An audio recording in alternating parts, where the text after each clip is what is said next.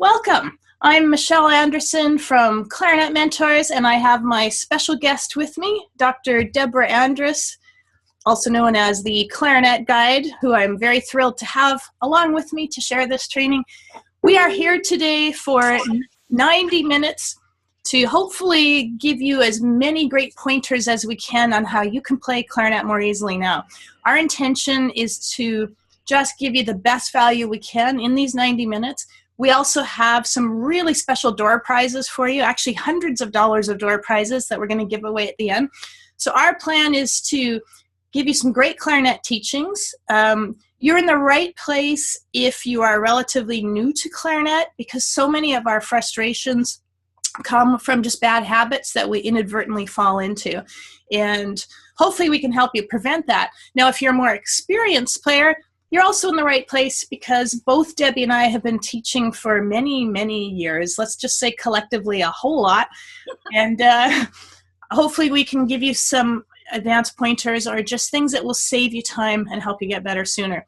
We are also, after we do some presentations, going to be answering your questions. So if you open up the chat box, I've encouraged you to introduce yourself, say where you're from, whether you're watching on Facebook or you've joined us here in Zoom. Just say hello. It's great to see where we have our worldwide community from. And if you have questions for Debbie and I, if you just put question mark, and then your question, it'll be easy for us to find when we get to our question and answer session. After we do a bunch of presentations, I'm also going to give you a little bit of information about further, deeper training for those of you who want even more suggestions on how to play better more quickly. And then we have some big door prizes for you. So, does that make sense? I want to just do a brief introduction to Debbie, who I've known for a long time. I think she's an amazing clarinet teacher. I'm so pleased to have her with me so that you get to hear a slightly different perspective. Debbie plays, she's a professor. Actually, Debbie, why don't you introduce yourself a little bit? Let people know where you're from. Yeah, so thank you so much for having me. I'm so excited to meet everyone in the community and to be here with Michelle. I play in the Allentown Symphony. I'm second in E flat in that group. And then I also teach at Moravian College and Lehigh University and a private studio. And I just started my own business called Clarinet Guide. And it is to help any player of the clarinet to get better, kind of along the lines of Clarinet Mentors. And I love to teach anybody the clarinet. So I'm so happy to be here. Thanks, Michelle. Oh, that's awesome. You know what I'm going to do, Debbie, is just show people you're there. I'm just putting it on screen for those of you who are interested. And I'll do this again at the end of our call, but there's the website to Debbie's information. I think there are so many great clarinet teachers in the world, and I want you to study with the best, Debbie being one of those. So there we go. All right. So what we're going to do today, you know, we've sort of built this as a session to help you play your clarinet high notes better, but truthfully, even though the high notes are the thing we often notice that gives us trouble, the truth is they're just more reactable or more reactive. So if there's anything we're not quite doing right, we're going to notice it in the high notes. So in order to play high notes better, we really just have to address the basics that help us play everything better. So all the pointers we give you, even if we have a bit of a high note slant today, they're going to help your low notes and they're going to help your tone overall and all sorts of things like that. So we're going to start with the basics. And if you're more advanced and you're thinking, oh, well, I know all this, just stay with us. We might have little different spins, and we're also going to mix in some advanced training as we go. So how we hold our mouth is called our embouchure, and most people have a pretty good sense of what to do, but there are often little things missing. So if you have your clarinets handy, we can't hear you. Hopefully you're in a place where you can get your clarinet out and play. Please join in. We're going to try and give you some ideas of what we think is going to work. Debbie and I have agreed what we're talking about, but we're just going to tag team back and forth. So Debbie, do you want to start with what you think are the most important things people should know about how they hold their mouth? Sure. So there are a lot of different styles of embouchure, and there's certainly not one that is more correct than anything else. But for me and my students, what we found is I like a soft cushion approach, which means that I bring my lips in around the clarinet in an around way. And what that does is it sort of flattens out the muscles around my lips. They call it the lipstick lips. But it also holds on to the mouthpiece. So my simple way of doing embouchure is bottom lip over your teeth. And I like to use my thumb instead of my mouthpiece because it's just sort of a little bit quicker when you're trying to work on it.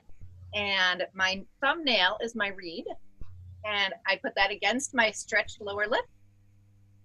Top teeth on the mouthpiece. And I close around the mouthpiece. Is that what you do, Michelle? Yeah, I think that's really straightforward. I also think that one of the biggest challenges people have, especially making tones sound good in the high note, is that last step of closing the corners in. So if you're relatively new to clarinet, and even if you're not, actually something that I think two things you could check on your own embouchure. One is if you look at yourself in profile, so let me turn sideways here, you should see this curve of your chin line. And for a lot of people, our bottom lip gets mushy. And then the reed can't vibrate properly. So that's a little thing to check. With all of the easy cameras we have on our smartphones and stuff, you can just turn sideways, have someone take a photo of you. I do this with my students all the time, and we'll look at it together and say, now, how does that look? The two things I'm looking for in profile is the curve of their chin, and if their corners are coming in, there's a vertical muscle line. You can sort of see it from the side. And if we see that, then we're on the right track. You can try this at home. Look in the mirror, take your pictures. The other thing I'll have people check is how much mouthpiece they have in their mouth. It's one of the easiest ways to get more sound. There's lots of little tricks and different things people have. Some people will say, take a piece of paper and kind of stick it between your reed and your mouthpiece, which I'm having trouble doing right now, but where it stops, wherever that is on your mouthpiece, is a good estimate of where your top teeth should go. You can also just experiment. If I play a few notes with a little bit of mouthpiece, a little bit more sound, a little bit more, I squeak. So that was the simple version of it. But high note, Michelle. Yeah. Well, oh, good high note. Yeah, there we go. A squeak is actually just a high note. That's always important to remember. If someone accuses you of squeaking, you just look indignant and declare that you're practicing your high notes. Yeah, so I love all of that stuff. And with the thumbnail thing, you can kind of experiment how much of the mouthpiece, which would be the top of your thumb, you want to put behind your teeth, all the way up to your palate. Maybe not. But maybe you don't want to just barely have it in. And then you can kind of feel your muscles coming around your thumb in that roundness.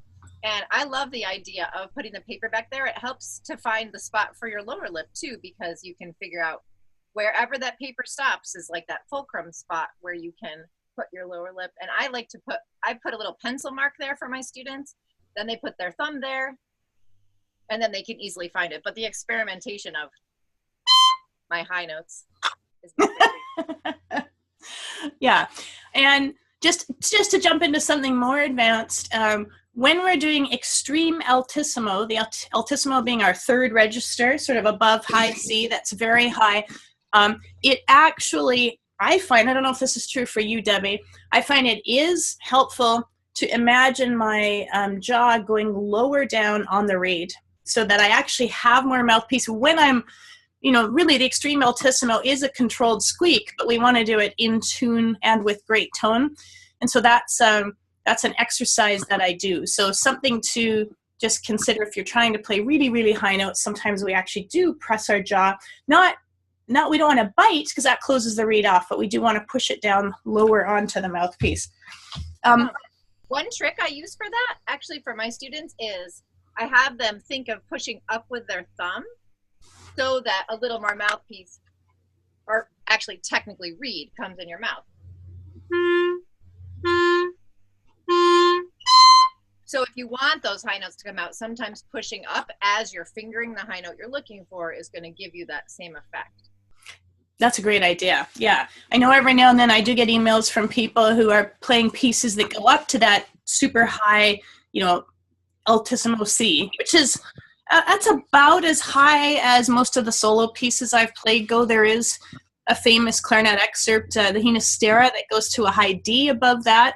That's brutal, but that's how you do it. Is lots of reed in your mouth, and you just go for it.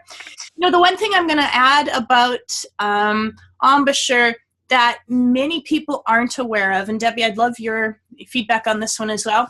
That's what we do with our tongue when we're not tonguing, sort of how our tongue sits in our mouth. Many of you might be aware of this, but if you're not, I think it's something you can do right away to start sounding better. It drastically affects this kind of sound we get and also our intonation. So I come from a classical background. I mostly play with orchestras. I have done some fun jazz and some fun klezmer. I'm not very good at it, but I enjoy it. And so this applies mostly to the classical sound, but knowing how to maneuver this will help you in your jazz and klezmer and other styles as well. What we want to think of, this is my tongue. I just made an X-ray machine. If you could see my tongue, it normally likes to hang out in the bottom of our mouth where it's nice and relaxed. When we play clarinet, we want to arch it high so that we're creating a super small airway for our air to zoom through. And the best thing I think of to say to people, it's as if we're saying he while we're playing. Sort of the H sound helps to hiss it. If I were to let's take a really reactive note like that high C. Here's my X-ray machine. I'm going to go he, ha, he. I'll try not to change anything else. I might, but mostly I'm just moving my tongue. Here's what you'll hear in the sound.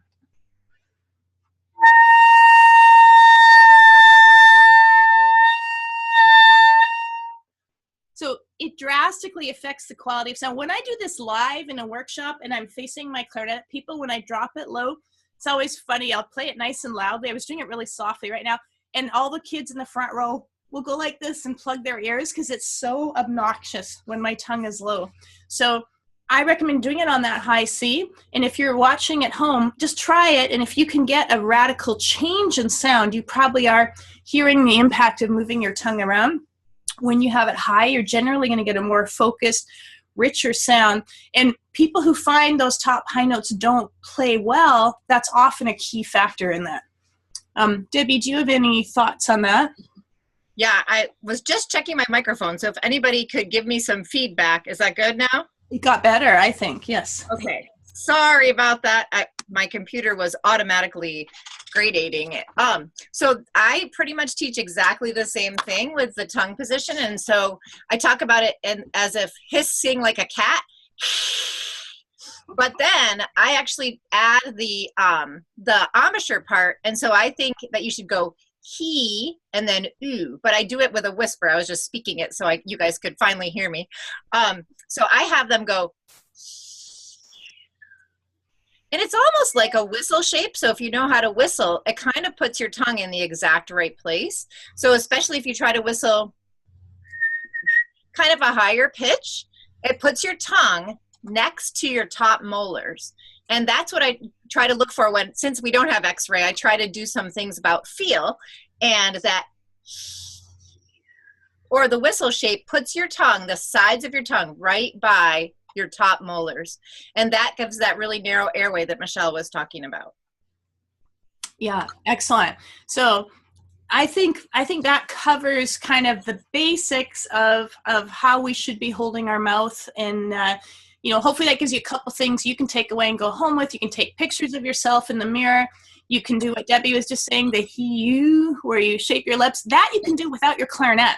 If you're driving and stuck in traffic, instead of cursing at the driver in front of you, it's a great chance to practice your embouchure, because when we round our lips, our tongue likes to go down into an O position. So having our lips be in ooh and our tongue being in he at the same time is tricky. So you could train yourself to do that without your clarinet.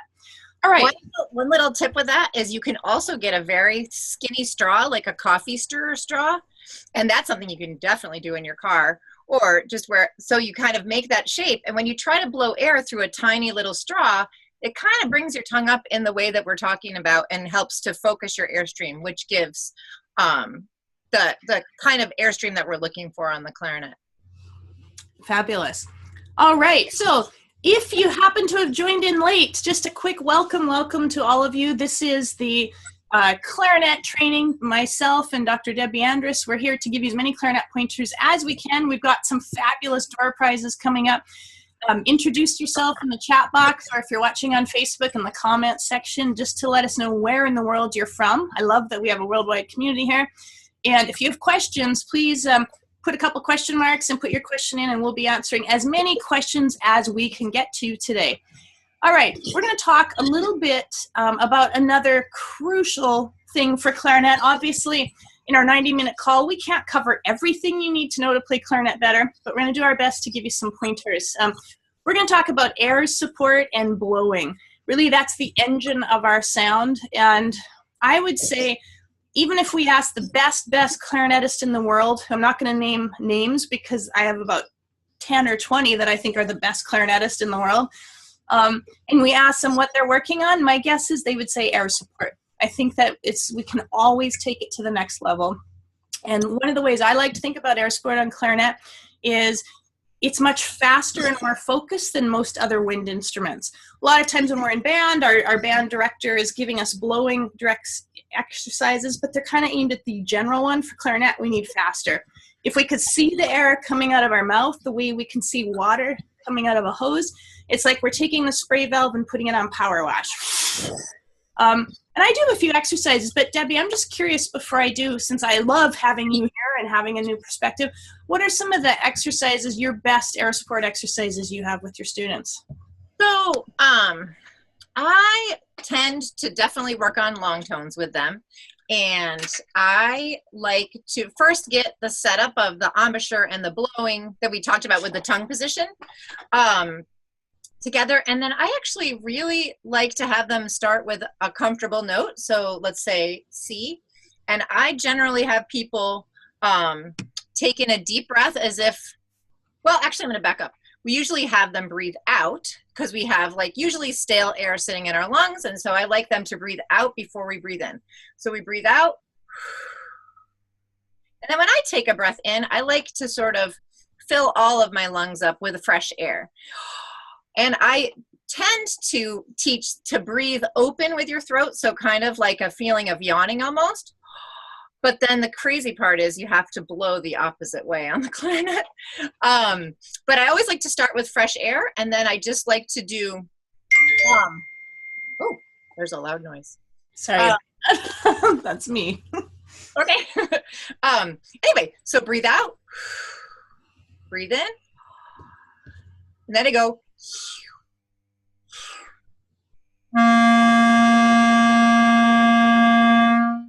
And you can do a long tone, you could do a slow scale, you could do a slow arpeggio. It depends on what my students are working on, which I'll have them do different things. But I really think that first, just understanding how to get air in your lungs and then how to blow it out is like the key. And so that shaping that we talked about here is really key to it sounding good. Because if I did the breathing and I kept my throat open and my tongue low, like Michelle was talking about, nobody wants to hear that. So you want to make sure you do the embouchure and tongue position part after you've taken that nice deep breath. What do you do, Michelle? Well, I was just going to say that open G you just made, that, or whatever that C, that wasn't such great tone. That's just your tongue dropping. It makes such a difference. So thank you for that example. Yeah, I think that most of us do not play quickly enough, and that we need to train our bodies how to do it. So if you haven't consciously worked on how to blow, it's like any other exercise. You need to build your body up to it, and you can. You absolutely can improve your air support relatively quickly. One of the techniques that most helped me, and this comes from Bill Jackson, who I studied with at Aspen School. I know Debbie was at Aspen with me. It's a different approach, and it really, really helped me, and it's helped lots of my students. So I'll share it with all of you. And it has to do with, as we're blowing, what we do with our abs. So my head's going to go off camera, but I'm going to keep talking. So if you were to put your hands right where your belly button is, in fact, all of you do this. You can do it sitting, or standing is even easier. And just with our ab muscles, even though they're not super strong in this direction, if we were to push out, just kind of like push out, it's like so don't move your whole body, it's just those muscles, as if we're, trying to stick our belly button out as far as we can. Not an attractive look, but great for clarinet playing. If we do that movement, so I'll have my students pulse it. So you guys can do this with me. I'm pulsing a beat. You're going to do it 4 times, like pulse, pulse, pulse, pulse. If I do this in a group, everyone starts laughing because it's so goofy and silly, but try it. Then I'll have them do that. Then I'll have them take a piece of paper and at arm's length, blast fast, loud airstream. So we're going to go. Sorry, I'm blowing into my mic. If you hear that growling sound, I should aim the other direction. Now, if we combine those two, and this is where we have to train our body because it doesn't necessarily feel natural, but as I'm blowing that puff of air, I consciously push my abs out, which normally we think of our abs going in. For some reason, it gives us an extra boost in how we blow clarinet. So my paper's going to go off camera, but I want you to see what I'm doing with my abs. You'll hear my air, hopefully.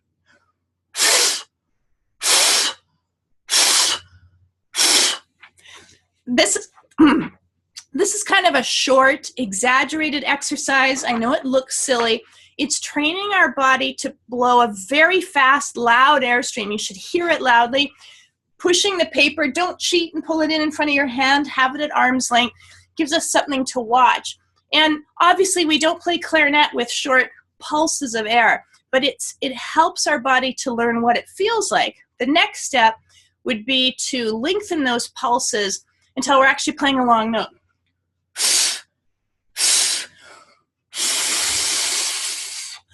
And so the whole time we're blowing, we're actually pushing our abs outward. And for me, this was a game changer. It opened up how quickly I blew my air, and I use it with lots and lots of my students. Sorry, I had a frog in my throat there. And beyond that, I use this huffing concept in all kinds of other exercises when we're working on high notes. Let's say you're trying to play a high C really softly. It's a reactable note. It's really hard to play softly. A lot of times when we try and play softly, we kind of get that undertone there. Any note we're having trouble with, I'll have people, in effect, do that huffing on the note. Now, again, I'd never perform this way. It's a practice exercise. So I'll play that high C, and I'm going to throw on a neck strap so I don't drop my clarinet while I'm demonstrating this. And I will huff it in little huffs, starting loudly, and gradually huff softer. And it trains my blowing muscles into what I need to do to play softer. So I'm going to put a hand on my belly button so you can see what I'm doing. I'll start loudly.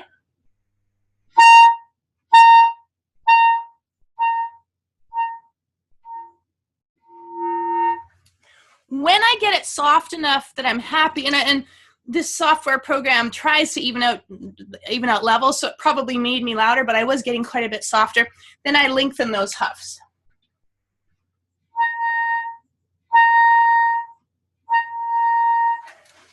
And I do that until I feel like, oh, I actually now know what it feels like to blow with smooth, fast air at a softer level. It's one of the best ways I know of training our body to play a variety of notes. So I use it to play high notes. I use it to play low notes. I use it as part of my warm-up. Debbie recommended long tones, which I love. I'll usually warm up with some kind of huffing thing, and then I'll take a long tone on an open G, nice, easy, comfortable note, or low C, like Debbie said. See how softly I can get it with good tone. Then I'll try a higher note, and then a higher note. Let me throw out the ultimate hard long tone. You have to be really warmed up to do it, which I'm not, so I'll show you, and maybe I'll be very bad at it. Thumb register key, first 2 fingers, leave the next finger off, next 2 fingers. This is a great thing for you to try. Have your clarinets out and try it if you're watching me. It's a very unstable fingering for the high G sharp that sits at the top of the staff. It doesn't like to play very well. If it doesn't work, it gives you valuable information. We want it to sound kind of like a G sharp. If you get a low growly sound, very common, that's a sign that there's not enough support for it, not enough air speed. That's where you can go into that huffing mode. Try and huff faster. If it squeaks, also very common, because it squeaks really easily, it's an indication you're biting a bit and a good chance to get your jaw in. So if you can get that fingering at a very soft level with good tone, you can play any note well. So that's just something for you to add into your pieces there. It was a long exercise. I tried to condense into about 5 minutes, but really useful. Debbie, do you have anything to add into that? No, I just think that knowing how you take your breath in and how then you can push it out with all the different ways that you can use your abs. I mean, there's so many different things that you can do and play with. So I think that the alternate G sharp fingering, that's really interesting, and it does squeak so easily, and you can tell a lot by what's going on in your mouth and in your air. I use that as like my ultimate diagnostic tool.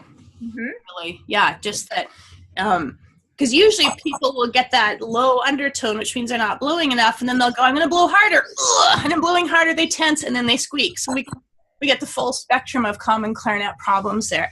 If you get that fingering working really well, you're laughing. In fact, I know we're going to do questions later, but Mike has put a comment, I can play up to altissimo G, but the volume is louder than attractive. Yeah, I know that feeling. So this huffing exercise where you take any note that you have trouble playing softly, just the one I just demonstrated, even if it's altissimo G, you huff it loud and clear, where most of us, when we're playing loudly, we have enough air support to make it sound good. And then you try and make those huffs gradually softer, and it trains your body in what does an altissimo G feel like: loud, medium, and soft. And eventually, just like our brain memorizes rhythm patterns and finger patterns, we eventually memorize blowing patterns. It's the pattern most of us ignore in our clarinet training. Yeah, and I think it also is like to then get it to pair with the embouchure and the air and the tongue position and all that stuff to work together. I think that's fantastic. Yeah. So if you are joining us live here, this is our clarinet training session with myself, Michelle Anderson of Clarinet Mentors, and Debbie Andrus, the Clarinet Guide. You can enter your questions into the chat box. We have some great door prizes coming up at the end of our 90-minute session. We have about an hour left. And also Fran from Clarinet Mentors is here adding some comments, so I really appreciate her help. We have, I'm not sure if you'll see this here on Facebook, so I'm going to put up a little poll here, which I'm curious to know from those of you who are watching, if you don't mind joining it. It simply says, what are your biggest frustrations when you play clarinet? And this information actually might help us out. So just go ahead, take a vote. You can vote for as many as you want. I mean, probably, well, actually maybe all of us could check any one of these things. It says, my tone doesn't sound the way I want to. I can't play high notes as easily as low notes. I have trouble counting and figuring out rhythms. It's tricky to tongue on my clarinet. I find it tricky to tongue quickly enough. My fingers don't move as smoothly and quickly as I'd like. I don't know how to improve the things that challenge me, so I feel stuck. I don't have enough air in me to play with good tone. I don't know what clarinet gear. So although you could check all of them, maybe pick your 3 or 4 biggest ones. If you're watching on Facebook and you can't see this poll, then simply maybe type in my biggest clarinet frustration is. And that's useful both to Debbie and I as we're presenting now. We'll try and address what seems to be the hot item. But we will also, I'll just say later this afternoon, I'm going to check into the Facebook page and answer comments and questions there. So whatever we don't answer now, we'll try and follow up with answers after this session ends today. All right. So right now, well, you know what? I'm going to come back to this poll in a minute because there's all of you going in there quickly. We'll get more information later. So much we can talk about there, but we're going to move on and talk just a little bit, because I get lots of questions about this, about equipment. And you might be wondering, should I upgrade any of my equipment? And if so, what should I upgrade? So we're just going to give you the quick 10 to 15-minute version of our assessment of how you should find gear and what gear you should have. So Debbie, someone walks into your studio with a basic kind of beginner level setup. What's the first thing you're going to tell them to consider improving? So my biggest thing is actually to figure out what my students' goals are. So I would always ask them, what do they want to do? Do they want to just be better to practice on their own? Do they want to be better at playing in an ensemble? What kinds of things, what types of ensembles they're playing in? And that will sort of lead our conversation. But for me, I check reed and mouthpiece very first. and of course, if the clarinet's in working order, obviously that matters a lot. And then ligature would be the third thing. But my go-to is first to make sure the reed is appropriate for the person's goals. Like altissimo is going to call for some different reeds than something, you know, at a beginner level, obviously. And then check the mouthpiece, because some beginner mouthpieces are actually quite excellent, and some could allow you to do some things, but they can't do everything. So for example, the Yamaha mouthpieces that come with the Yamaha clarinets, they're actually quite good. The 4C, I don't know how you feel about those, but I really think that for beginners, they're excellent.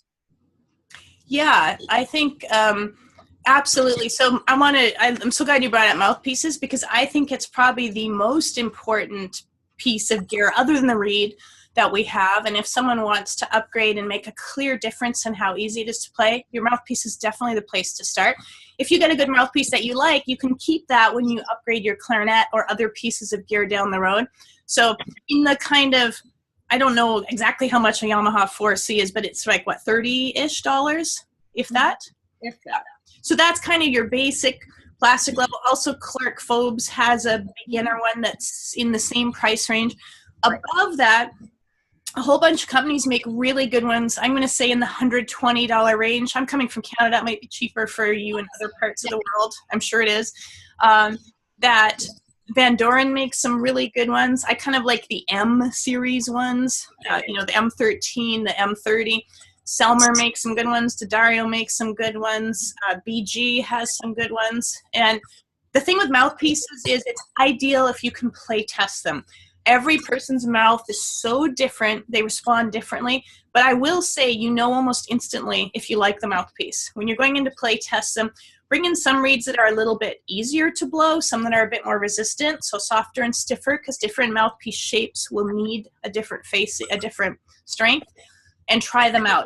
Try tonguing, try slurring, try high notes, try low notes, sit down with a tuner. If you can't do it, like some of my go-to mouthpieces would be the Van Doren M30, the M13 Lyre. How about you, Debbie? Just go to like $100-ish mouthpiece. Yep. M30 is probably my favorite in the sense that I start there just to see. When I'm testing with my students, I tend to go to the store with them if I can. And I have them start with the M30, because then we can go to a different shape, a little bit larger, a little bit longer, a little bit smaller, and sort of see where they go. So M30 is a great starting place, but I also love the M15 for a lot of my students. And then the D'Addario, their new line, I like their 100. I can't remember exactly what it's called, but it's sort of like their smallest tip opening mouthpiece. I like that one a lot. And again, like Michelle said, it just depends on your body, what's going to work for you, your mouth shape, your air speed, and then of course changing the reeds. But often you can change the reed and then move to changing the mouthpiece later. That's what I do with a lot of my younger students, is we just sort of change the strength of the reed or even the quality of the reed, because there's some reeds that sort of the cheapest reeds that are out there, they're great for a beginner because if they break them, it's not too tragic because it's not too expensive.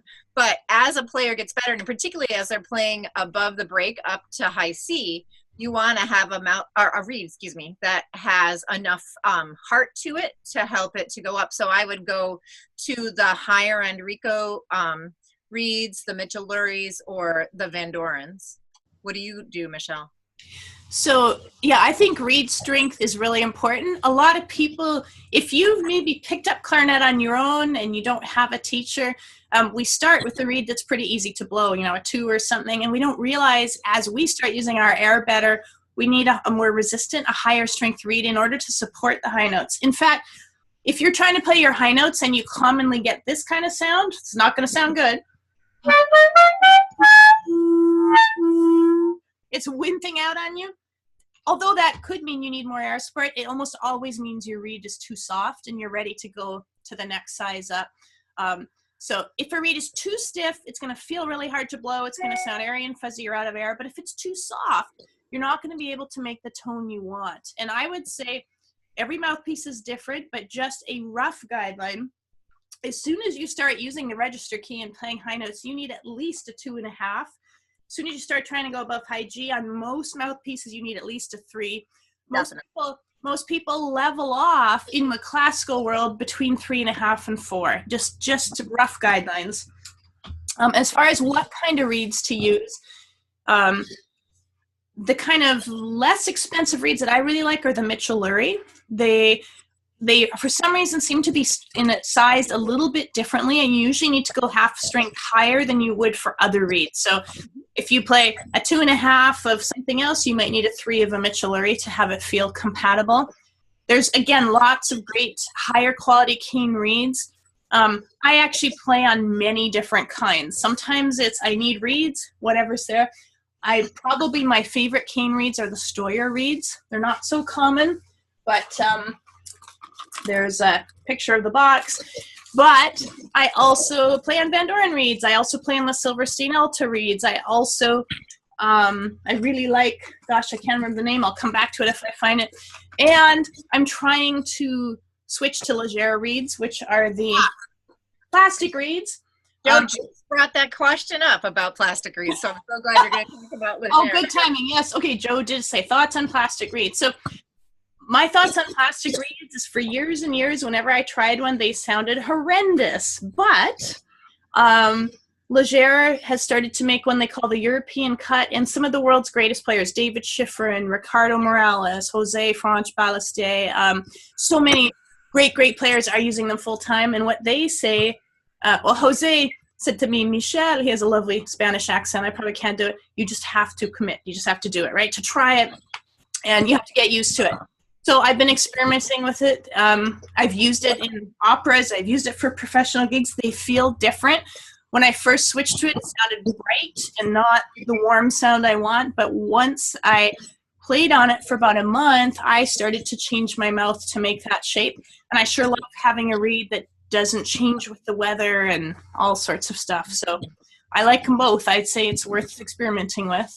I'm actually on the fence about that too, but I play them actually exclusively on my bass clarinet, but I don't play them on my B flat and A for my orchestra and chamber work yet. But I generally play the 56, and I like because they have the 3.5 plus as well as the 3.5. Because in the winter I need a slightly different type of reed than I do in the summer, and so it really depends. But I have an older Shedville mouthpiece, so I think the Legere reed is not quite compatible with it yet, but if I change mouthpieces, maybe I'll be able to find a way to do it. But I love it on my bass clarinet.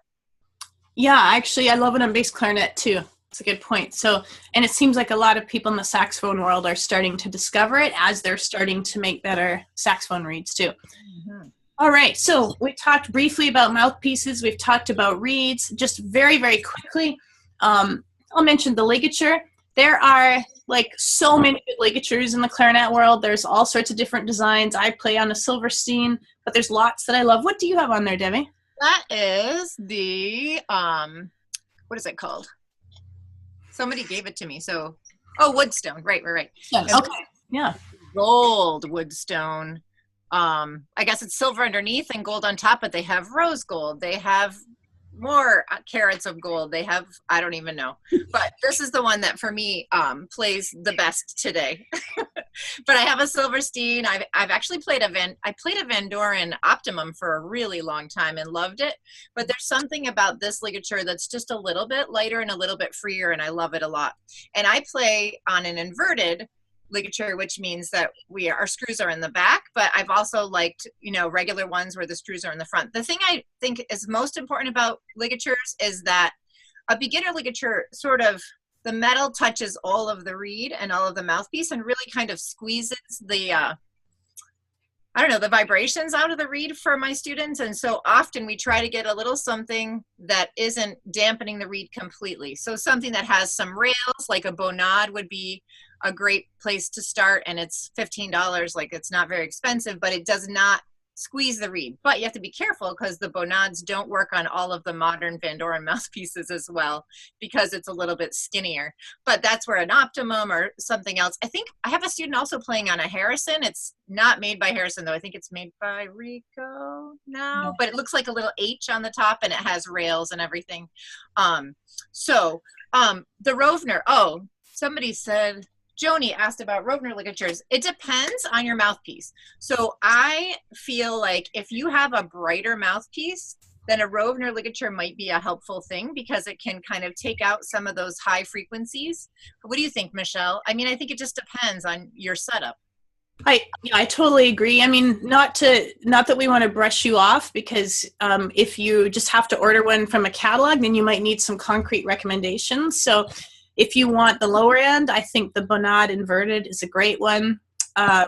Silverstein has a medium quality one. BG has some around $100. I think they're called the traditional, that I really like. They also come in silver, rose gold, and gold. I play tested all of them. They do play differently, but the interesting thing is I tried them with 10 or 20 of my students, and they all liked different ones. So probably the rose gold won out. When I tried the Silverstein, the gold sounded best for me. So it depends. But yeah, I would say any ligature that takes the screws to the back usually gives you more freedom and response. So generally, I like inverted. I know a lot of students like the Rovner. The Fender on Optimum is very good. So yeah, medium range would probably be, I think Silverstein has a medium one, the one you were talking about, the BG traditional. And then if you want to go super high end, then there's some of those other ones we're talking about. Peter Spriggs has a really good high end one. Oh, I love his ligature. Yeah. The floating rails, it's so like the floating rails, yeah. So anyway, they don't make as much difference as the mouthpiece. So when we're talking ligatures, we're just talking a little bit more sparkle in your sound. It's a nice luxury. Definitely the mouthpiece is more important. I'm looking at the clock. We've allowed ourselves about 2 more minutes for equipment, but very quickly, barrels, people say, what is that weird thing on your clarinet? Does it help? Yeah, for me it does. Now, I happen to live in the same town as the Bakun Clarinet Factory, so everyone here on clarinet plays Bakun barrels just because it's so easy and we can go handpick the one that sounds best. But many, many people make different kinds of barrels now. I noticed, I mean, I think Bakun was one of the first, but now you go to a clarinet fest and there's tons of them out there. And generally a different barrel can not only help you with tuning. If your standard barrel, you're always sharp, you can get a longer barrel, which really helps with pitch. But they come in different kinds of wood, which affect your tone color and your sound. It's hard to tell because mine has gotten darker, but yeah, this is actually a Coca-Cola. It was kind of red when I first got it. It's now darkened over time, but this is Grenadilla, the same one. And there's different shapes, and I actually will switch my barrels depending on what music I'm playing. If it's Brahms, I have a super dark one. If I'm playing with the whole orchestra, I want to be loud, or I have a loud one. If I'm playing delicate chamber music with a wimpy violinist, I'll change it to something else. So it affects beauty and color of sound. It makes a big difference. If you have a plastic clarinet, putting a wooden barrel on with a good mouthpiece, in many cases can make your clarinet sound as good as an intermediate wooden clarinet right off the shelf for a far lower price investment. Definitely, definitely. Yeah, Debbie, what are your thoughts? Barrels, bells? Yeah, so I did change my barrel, and somebody asked a question about what does the shape make. The outer shape, I think, is a little bit of a resonance thing, don't you think, Michelle? Yeah. Barrels also have an inner shape that changes. So I'm actually playing on a Meinig, and it's a 65. Because I'm a second clarinetist, I need to be able to play with the first clarinetist in tune, but usually an octave below. So I actually play on a shorter barrel when I'm playing in the orchestra than I would when I was playing with piano, for example. So I have different barrels for different things also. The Meinig has an inverted taper on the inside, which means that instead of going out like this, the clarinet, kind of opens up in a conical way. My barrel comes in, and what that does for me is it focuses my throat tones and helps it to match better when I go over the break. And I think bells kind of do the same thing. They really sort of smooth out that break for a lot of people, or just make the sound resonate in a different color. What do you think, Michelle? Yeah, I think, again, when I sit down and try different barrels, they have a different feel. Whenever you're trying out gear, if you have the luxury of someone whose ears you trust going with you to listen, that's really, really helpful. The first time I tried different barrels, just because it felt so different, I kind of thought, ooh, not sure I like this. And Maury Bakun said, take them home and record them, and ideally do it in a way where you listen the next day when you can't remember which was which. And it was so clear which barrels sounded best. They weren't always the ones that, interestingly enough, that felt good in the moment. Mouthpieces, I think it's what feels good. Barrels, sometimes it's how it interacts with the sound. Different shapes, different types of wood affect sound. But I really think, aside from the rest of the clarinet, which comes below, they affect your tone quality and color more than most other things do. So if you're not ready to upgrade to a whole clarinet, trying a barrel can be really helpful. Definitely. All right, and the bell, again, I have fancy bells. A lot of people said, well, I used to think, well, the bell, it's just that thing at the bottom, you know, that helps me put it on my clarinet stand. What does that do? But when I tried the professional bell, and they are more pricey, so this is like a luxury item, I found it made my evenness of sound from low notes to high notes much, much better. It evens it out. It adds a really nice resonance. Does make a difference, more than I expected it to. And again, they have different carvings on the inside that help affect how our air goes, as Debbie was saying with the barrels. All right, I'm looking back. If you just happened to join late, welcome. This is our clarinet. We're trying to solve all your problems. Myself, Michelle Anderson, and Dr. Debbie Andrus. We put up a poll a little while ago asking people for their biggest clarinet frustrations. Wow, 90% of you voted. I'm so impressed with the participation. Thank you all. And if you have questions, please type them in the comments box or the chat box. Put a couple question marks in front so we can see it, because we're going to answer questions very soon. Actually, we're going to start almost immediately. But looking at our poll here, the biggest thing people chose is my fingers don't move as smoothly and quickly as I would like. That's funny, because that's the one thing we didn't plan on talking about today, Debbie. So I'm glad we have the poll. Yes. Perhaps let's just give some quick pointers on that, because obviously this is something that people have in mind. So let's see if we can do like 5 minutes of our best fingering points. So I'll go for a couple minutes. You go for a couple minutes. Cool. Never underestimate that how we hold our hands and our body can affect our clarinet speed and how easy it is to move around. So I just want to very quickly give you some basics on that. The shape of our hand, if you were just to make a little hand puppet and go dum-da-dum-da-dum, that is the way our hand moves most freely and easily, and we want to imitate that on clarinet. Notice my fingers are rounded. The part of my finger that hits my thumb is the part that should cover the hole. I'm just going to be a little hand puppet here. If your fingers are squishing in like this, you're adding extra pressure and they're not going to move so well. So having your hand be in that shape is really going to help. I find, and this depends how long your fingers are, I have fairly long fingers. On the left hand, if you can curve your fingers up a bit, as long as your pinky can still comfortably reach all of its keys, I like to have my top finger already touching the A key there. I'm not pressing it, but I'm touching it so that when I have to go there, I move very, very little. I often, as an exercise, will recommend to people to finger a low C and hit that A key open to notice what part of their finger does it. This is nonsense note, it'll squeak, but if you haven't done this exercise, try it. I'm literally playing a low C and adding that key, getting a weird sound. Then I want to graduate to playing that, barely lifting my fingers.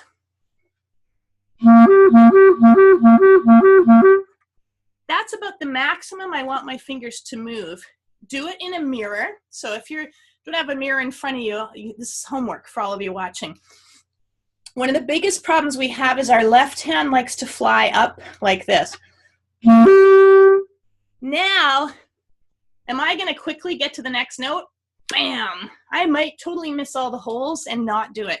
So we want to train our fingers to hover close. That's a great exercise. My left thumb, ideally, is pointing up and touching the register key at all times. I see a lot of people lifting their thumb and moving it around. So one of our biggest problems with finger technique is simply moving our fingers too much, smacking them. Right hand, similar. We want to keep it there. If you have an adjustable thumb rest, it's a really nice luxury. Make a hand puppet. See where your thumb likes to sit. For me, it's between my index finger and first finger, but more on my first finger. Lots of people, it's their middle finger. That's roughly the shape we want it to be with our thumb. So move it up or down till you're there. If you don't have a movable thumb rest and it looks way different from your natural position, it's probably slowing your right hand down. And you might consider, if you want it lower, adding a nice big comfy thumb rest cushion like I have. Debbie has a lovely, I'll let her talk about that when she gets there, a lovely thing that helps balance it. But my other thing about fingers, really, just before we switch it to Debbie, sorry, one last thing. Two things. Learn your finger patterns. I'll try and post a link if I get to that, or maybe Fran, you could help me with this. The one where somewhere I think I have a downloadable link to all of our scale patterns, if we can give that to everyone who's on the call. Or I don't know if we can post a PDF here. Anyway, it's on the Clarinet Mentors website. If that's easy to find it. Otherwise, I'll follow up in an email to everyone who's registered. That might be simplest. But also, when you're learning a difficult passage, we all tend to make the same mistakes over and over. So if you're playing along and you're like, here comes that hard section, probably you're making the same mistakes all the time. So train yourself to practice differently. Stop and find ways to disrupt your brain patterns. I like to practice things in different rhythm patterns. I have a hard section. I take one measure. Here's a simple example. I'll play it in a long, short rhythm. Instead of going dee, dee, dee, dee, squeak, dee, dee, dee, dee, long note, I'll go bum, ba, bum, ba, bum, and then I'll repeat it, exaggerating that rhythm, dee, ba-dum, ba-dum, doing it in different rhythms, slowly, manageably, and then I'll switch it to short, long. Dee-dum, dee-dum, dee. And I'll do each of those patterns 5 times, and then I'll try playing it as written, and I find I learn it way, way, way faster. Okay, that's the mini quick version. Debbie, I'm passing it to you. Okay, so I want to just address like 2 quick and dirty ways to find a good hand position, which then is the basis for your technique. So I'm going to put my camera down, and I actually learned this from Mark Nuccio, who's now principal in Houston, and he said to put your clarinet on your chair and hold it with your legs, clap your hands, and then take your right thumb, and you keep it kind of like you're shaking hands with somebody, which means it's going to come at an angle to your clarinet rather than straight next to it. We do not want to be parallel or to the clarinet. We want to come in at a little bit of an angle. And when you shake hands with somebody, your thumb and your thumb knuckle face up. What we tend to do as clarinetists is we tend to pretend we're holding something like this, top to bottom. I'm going to move my camera again. Ugh. When we try to grab something like a book, we can't really move our fingers and hold on to the object. What we're trying to do is have the thumb hold the clarinet and our fingers move on top. So you can clap your hands, put your thumb underneath your thumb rest, and then you want your fingers to have that sort of freedom of movement, like if you were drumming your fingers on a table or a computer. And your thumb isn't really active in that. It's there, but it's not actively holding the object. Your thumb is going to pull up against that thumb rest, and your fingers are going to release. And so it looks a little bit more like this rather than like this. So that's my quick and dirty right hand and left hand, because when you do the left hand after you clap, you can put your thumb in that nice position Michelle showed where you're at a little bit of an angle to the register key. And then the other thing that I talk about is that I have home keys for my pinkies. So I use my F key on the right for my home key, and then my E key on the left for my home key. So when I'm doing that exercise, Michelle demonstrated with rolling up to the A, I actually try to keep that pinky touching the E key. So I do an EA exercise like this.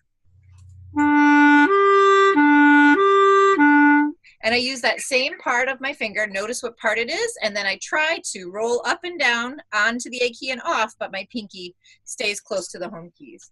And those are just my couple quick pointers to help you with your hand position. And if your hand position is good, your technique is going to be faster and more fluid. That sounds great. Thank you so much for that, Debbie. And I have, gosh, I'm going to double check the website on this. I have a series of free videos that come out of my Faster Clarinet Fingerings course. And I think you just go to www.fasterclarinetfingerings.com. And it's just, you put your name and email address, and I'll send you some other videos that go into more detail on some of the things we're talking about. And yeah, you might enjoy that. So something to consider. Oh, Debbie, when you did that on the Facebook, you know how there's all these thumbs up floating across the screen. So they're appreciating what you're doing. Thank you. Awesome. All right. Back to our poll. Tonguing quickly is another thing people have written down. So very quickly, maybe let's give some tonguing pointers. We're just going to try and cover as much as we can in the short time we have here. Debbie, do you want to dive in with any of your tonguing suggestions? Did you see some specific, technique and fingers? I see Linda. You know what? It's that I find it tricky to tongue quickly enough for the music. 51% of the people chose that as a clarinet restoration. Okay. Well, I can't see the poll, so I wasn't sure. So I think part of the tonguing thing for me is actually all the way back to our setup with our embouchure and our air and our tonguing. So if that's kind of going in the right way, I tend to use 2 different syllables for tonguing depending on my students, their embouchures and mouth. But the key for me is that our tip of our tongue or so hits the tip of the reed, and probably where you hit the reed is a bigger deal than what part of your tongue you use exactly. But often when you first are learning in band, people will do a ta articulation. And so I want everybody to put their hand under their chin, and I want you to whisper ta 3 times like this. And notice that your chin moves. So that's not an ideal articulation stroke to use for the clarinet. So now put your hand under your chin, and we're going to whisper T 3 times and then 2 3 times. Ready? Go.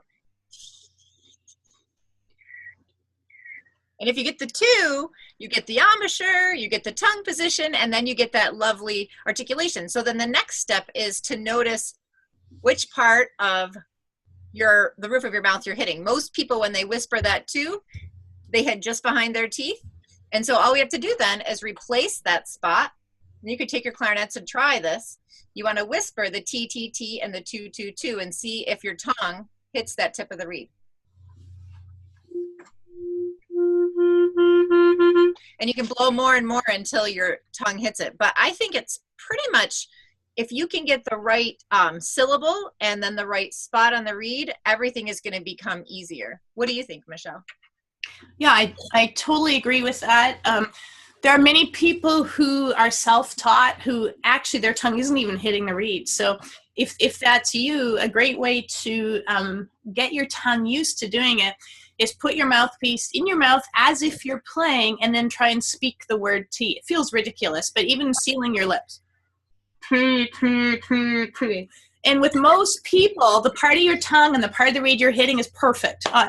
So if I have someone, rather than spend time on theory, I'll just have them do that. And then maybe have them blow air through and whisper it. And then just blow a little faster air so they're playing notes. As far as building speed, 2 big things. For some reason, when we tongue, every single clarinetist I've ever seen does this, so probably all of you do too. We have a habit of changing our air when we tongue or stopping our air. So ideally, we're a human air hose with really good fast air, and our fingers move and we get great sound on clarinet. It's pretty easy to do that when we're slurring. When we're tonguing, our air is irregular. It either stops or it comes down. So one of the things we need to train ourselves in is to keep our air moving. When our air decays, it's harder to start the next note, and that resistance slows us down. The notes feel like they're not coming out. So on a really simple level, you can shape your embouchure in that TU shape and just whisper, as Debbie was saying, whisper 2, 2, 2, but do it with really loud air. And listen to your airstream. If it's stopping, notice your body's trained for your tongue and air to move at the same time. They're not attached. You should be able to train yourself to keep blowing while your tongue is moving. Then, if people really want to go faster, I'll just give you a quick, short version of an exercise. And there's a longer version of it. And Fran, help me out. Put this in the chat box if I have the wrong number. I think it's betterclarinetarticulation.com. Again, it's some free videos I have you can sign up for. And the first one, we'll do this in more detail. But basically, we want to take our tongue and start a note by our tongue hitting the reed. And then we want to come back and close it off. It's called stop tonguing. We do it in slow motion. We're blowing the whole time. This is another exaggerated, weird exercise. I wouldn't perform this way, but here's the exercise. There's a split second there where I'm blowing and the reed's blocked. You get air pressure, you might get air leaking. Then I want to try and do that as quickly as I can. My tongue comes off the reed, it comes right back. Very, very short. And the shorter I can make it with rests in between, this is what trains our tongue to move quickly. Debbie and I have both had the pleasure of studying with Ted Owen, who is now retired, but he was principal clarinet of the Detroit Symphony for many years. He was a master of tonguing, and I was lucky enough to study with him when I was quite young. And he made me do this exercise, and it made my tonguing so fast. I remember asking him to double tongue. He's like, no, you just have to learn how to single tongue really, really fast, really quickly. And it did. So it was me just sitting there going, as part of my warm-up routine. And when you do this, then you might add a long note, 4 short notes. As long as we're focusing on ending it, that's what we use when we want to go quickly.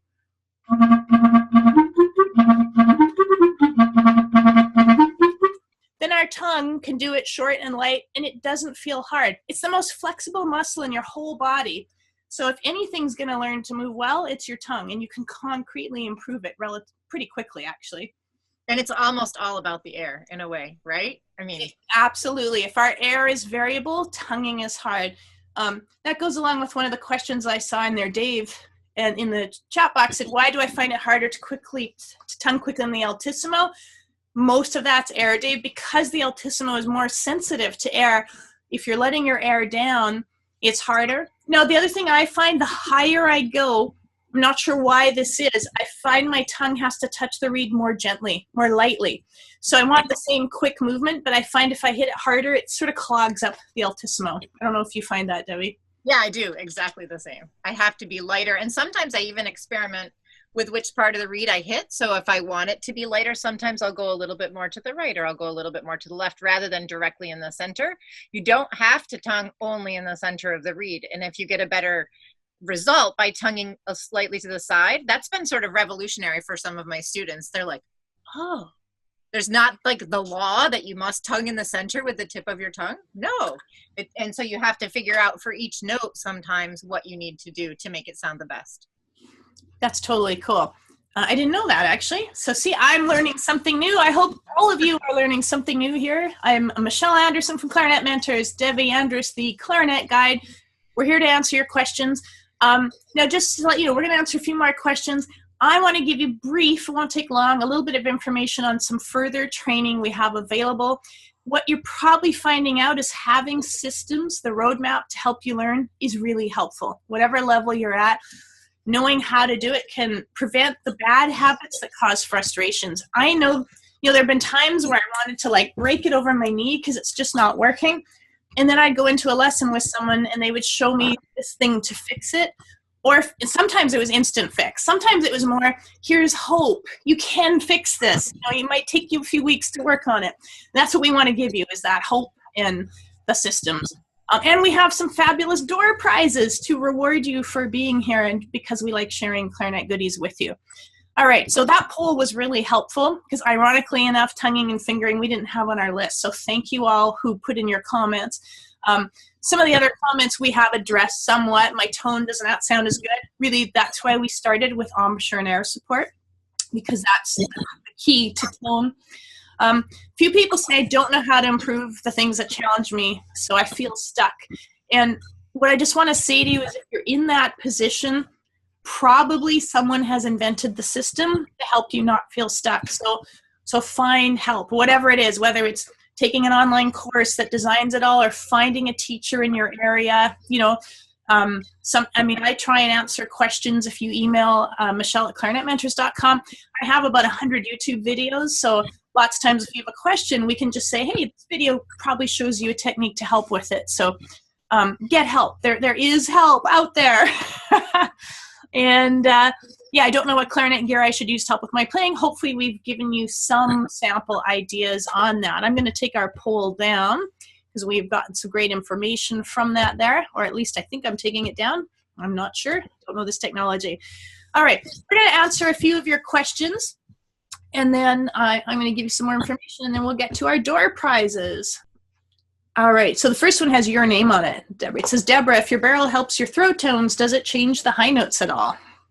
Ah, great question. I think it probably does, and it probably made them a little sharper, because that's what it also does for my throat tones. Besides the tone, I think it also helps to make them a little sharper, because throat tones, sometimes when you have a conical barrel, if you are playing not with necessarily the best airspeed, you can be a little bit flat. And so this just helps. And that was something I worked on for a very long time, because I didn't understand the tongue position and airspeed.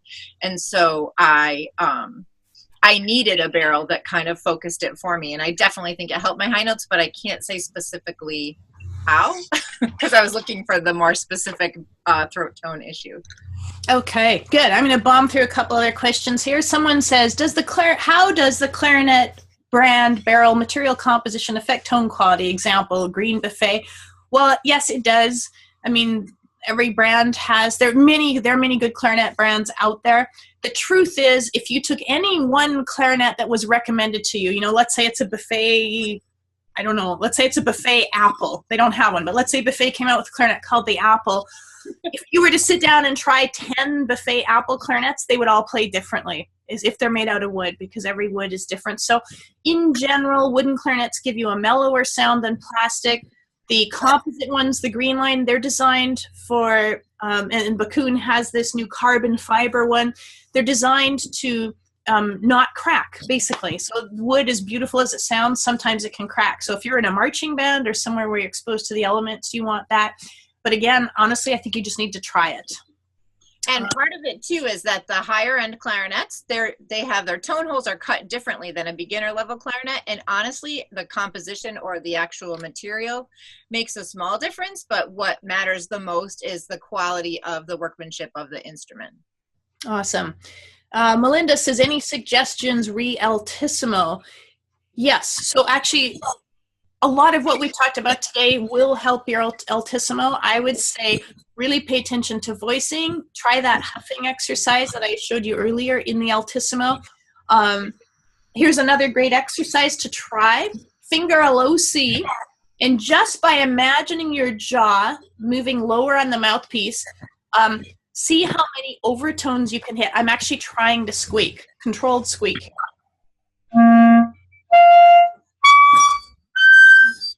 So that's me just changing jaw pressure. And I know I made that look easy. That took me some time to get used to. But once I got that highest one, when I actually finger a real altissimo, it sets my embouchure for kind of what I want. And I'm not biting the reed closed. If I were, I wouldn't be getting any sound. So that's a little tip. Debbie, your 1 or 2 minutes altissimo pointers? I love to practice that exercise on A, because then it gets you to that high G if you're working on that. And I'll try to get really close, and hopefully you can see. I'll try to move my lips very dramatically.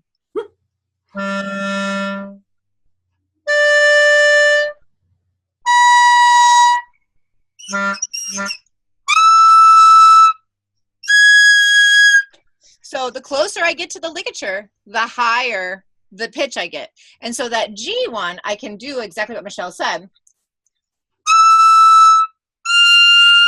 Now, when you go to the real fingering, it's about a step or half a step low. But if you can get that voicing, which is exactly what we're doing, and the placement of your lip on the reed, then all of a sudden your high notes are going to open up. One other little trick that I like is I love to use the long F fingering to help my students to get there. So I would have them finger a low C sharp, add the register key for G sharp, and then add these 3 fingers for F. And so I'll demonstrate that really quick. And if you are blowing your air fast enough, it'll come out.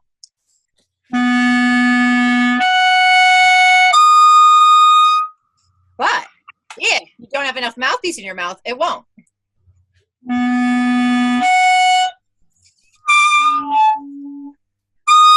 So what I did to make that work, sorry, okay, is I just took my lip off, moved it down the reed, and all of a sudden that note came out. So that's one of my go-to notes when I'm working on altissimo, to make sure that my air, my embouchure, and my lip position is correct. Awesome, thank you. Nicholas says, how do I stop from biting on clarinet? So my couple thoughts, first of all, that weird embouchure tester note I showed you, thumb register key, first two here, leaving that one off. That's a great one to diagnose biting. So if you can get that note loud and clear, you're putting your embouchure in the right shape. But I also think we bite sometimes whenever something's hard, our natural response is tension. So making sure you're playing relaxed helps. And for me, the instant counter, if I squeak, I tell myself, oh, I'm probably biting. Boom, I wrap my corners in firmly. Debbie, how about you? Any other anti-biting tips? Well, actually, I saw earlier that somebody had asked about double lipped, and so I might as well talk about that really quickly now. So one of the things that I do is actually play double lipped every day. And double lipped, what that means is that both of my lips go over my teeth. My top lip goes over my top teeth, my bottom lip goes over my bottom teeth. And then I place the mouthpiece behind my top lip.